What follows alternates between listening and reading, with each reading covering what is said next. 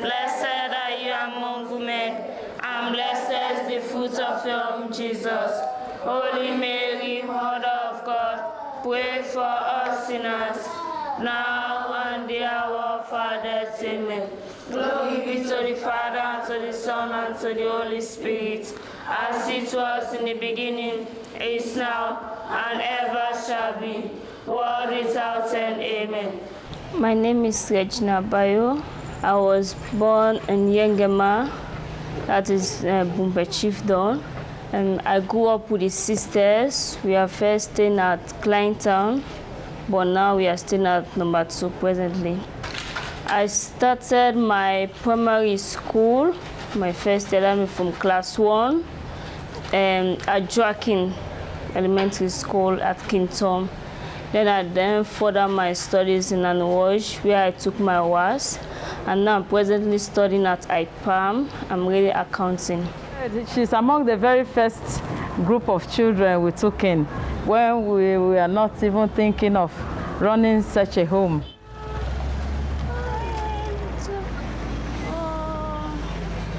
Credit.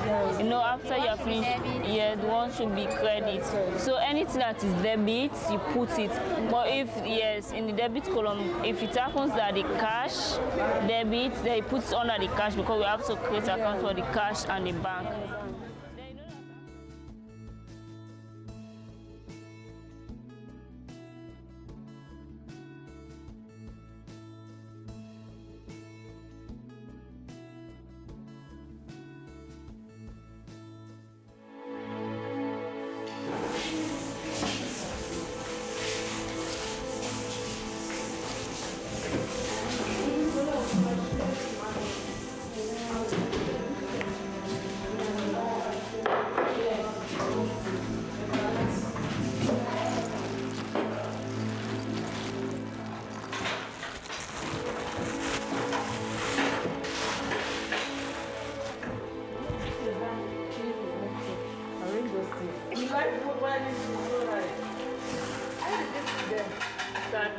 Inside stuff.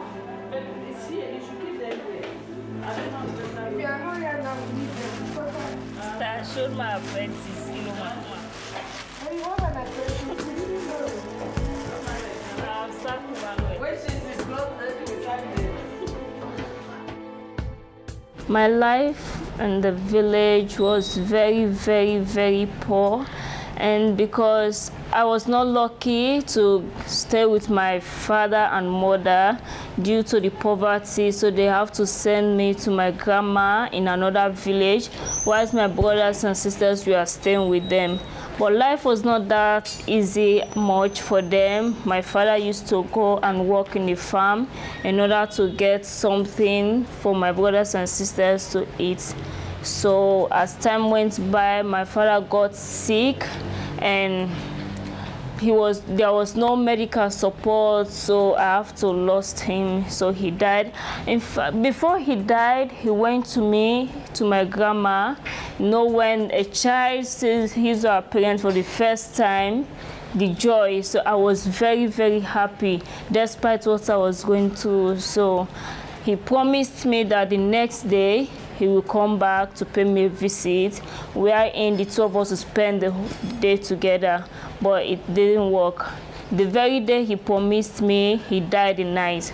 Only in the morning I was in the farm working with my grandma. They told me that my father is dead. I was not even able to weep at that moment, because you know, a small child that time, I don't know what is even what they call death. So I was there playing while people were crying. So when we went to the town now in the evening, I asked my grandma, Dad told me that he will come today, but I didn't see him. That's the time now I realized that my father is dead. One day I was with my grandma in the farm. So the sisters, they were traveling, so they came across me and they asked me what my name, asked me what am I staying with. So I explained everything to them. And when I carried them to my grandma, but my grandma was not willing for me to come because she has taken care of me since I was a tender age. So she thought it fit that I should be with her now. So they have to talk to her, they have to encourage her. They told her that I need some treatment because I'm sick, but immediately I get well, I feel better, they will carry me back. So that's why I came here, and the sisters went around again and they saw my brothers and sisters. Even my other brother, he is disabled. He has a problem with his hands, so he be disabled in the village. They said he was a witch because he was not normal. So the sisters have to take him together with my two sisters, and they brought us, and they have done very, very well for us. I can never pay them enough. The only thing I can do for them is to pray for them. I saw a desperate child crying out for help. A child with a beautiful future that needed help and support to be able to become something, because she was so bold. I remember when we asked, oh, this woman came in, we had to wait for a long time for you to come, what were you doing? Oh, she said, oh, she knew that they would need firewood, and so she had to stay back to gather some firewood to bring it for the old lady that they need. That's what they used to sit around when it is raining every day and the place was cold. So at her age, to remember or to be left with that type of responsibility, the older ones have come home and she is left behind. And she didn't, some of them would be frightened and say, oh, let me go home after all. But she stayed back, gathered the firewood, and somebody helped her to put it on her head, and she brought it. So I saw somebody, a promising child in her. This is a very significant picture. A picture of Regina, her younger sister Franca, and her senior brother Thomas. This is the picture we took of them when they landed in Freetown in our house. I remember they were so badly dressed, they didn't have a clothes on. We had to beg people for a little bit, for some decent clothes in Bo for them to wear to come to Freetown, and we could get only this.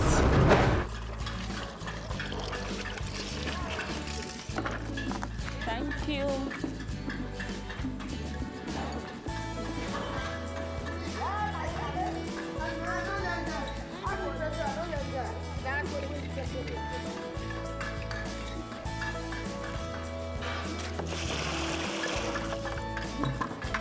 Let me ask you this.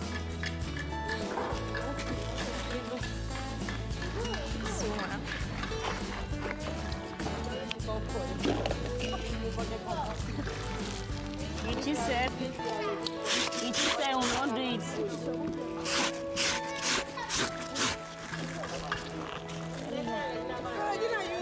Yes, sister. Thank you, sister. Thank you, sister.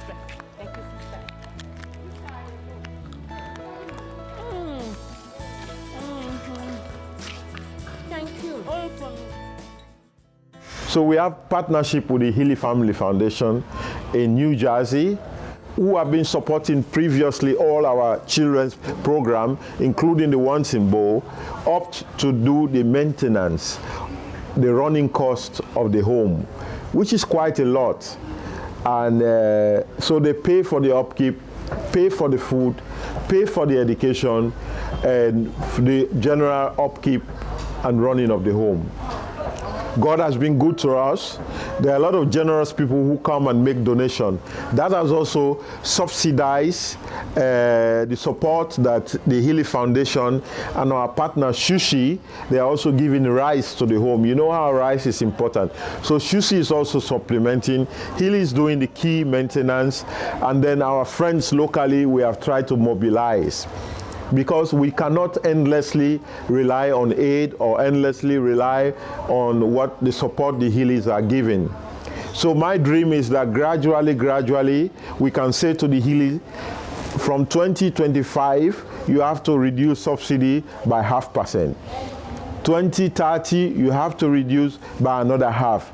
And at that time, we would have introduced our sponsorship scheme, in which we hope that Each child here will be supported by individuals, by families, and that can complement. So that's my sustainability drive.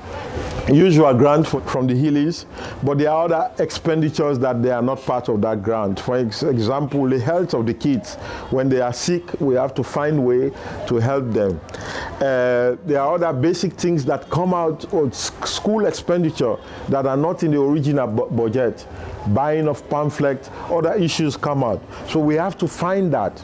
And so that's why we want to encourage that each child should be sponsored. I would like the person to help me financially, because the sisters and father, they have done great for me since primary school, and now I'm in university. I think I need more. So if someone can help me for me to achieve my goals, so I can help the vulnerable children. Whenever I'm going for classes, I see so many children on the street suffering. Some will be selling water, running after cars. It touches me a lot, because I just compare myself to them, that I was once, and that stage they are. Because when I was in the village, I don't have no food, no clothing. So I was there helping people around just for me to have food. So me seeing my companions in the streets, young, from 3 years and upwards, suffering in the streets. Some will be in the street till 9-10 p.m. and that's very bad. So it gives me so much pain, and at times it makes me more courageous to study hard, and I pray hard so that people may come and help me more so I can reach my goal. I wish to see her a responsible, a woman of integrity, a woman of respect, growing up in her married house, settled peacefully with her family. I want to be an accountant, but apart from accountant, I also want to help the vulnerable children, because I believe I'm part of them, and through the help of others, I'm now here. Because if the sisters should have helped me, I should have been this person I am today. So I hope to do the same for others in the future. So it was timely when we reintegrate the home and the support, and she has been very outstanding in her academic pursuit, very focused, very determined, and she wished the best for this home. And she is in a hurry to finish her studies, because part of her priority is to return to give support to this home, whether as an accountant or whatever job she may find. She has committed herself that she is going to be one of the benefactors of this home.